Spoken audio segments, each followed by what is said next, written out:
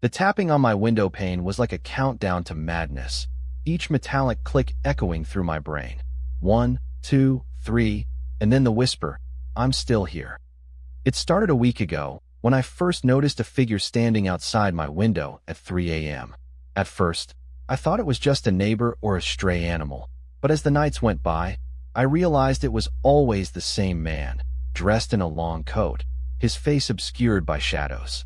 I tried to brush it off as mere paranoia, but the feeling of being watched lingered, seeping into my dreams and haunting my waking hours.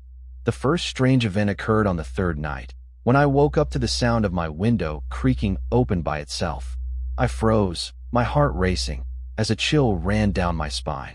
That's when I saw him, standing just beyond the glass, his eyes fixed on me with an unblinking stare. "Interrupt!" I tried to scream, but my voice was caught in my throat, unable to escape. The next morning, I found a small piece of paper on my windowsill with a single word: soon. As the nights went by, the occurrences escalated. I started to notice a faint smell of decay wafting through my room, like something was rotting just out of sight.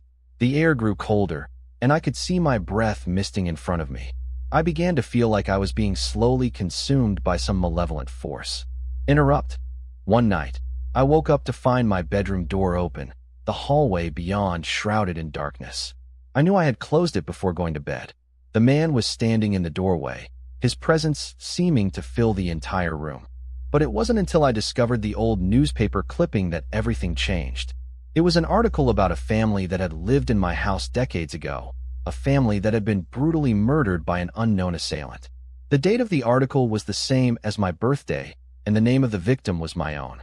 Interrupt. Suddenly, the man outside my window didn't seem like a random stalker.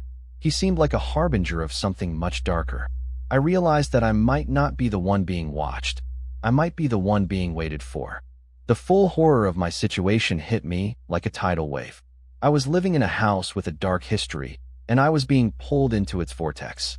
The man outside my window was just a symptom of a larger evil, one that had been lurking in the shadows for years. Interrupt. I tried to flee, to escape the clutches of the malevolent force that had taken hold of my life. But as I ran, I felt the presence behind me, always lurking just out of sight, waiting for me to make another move.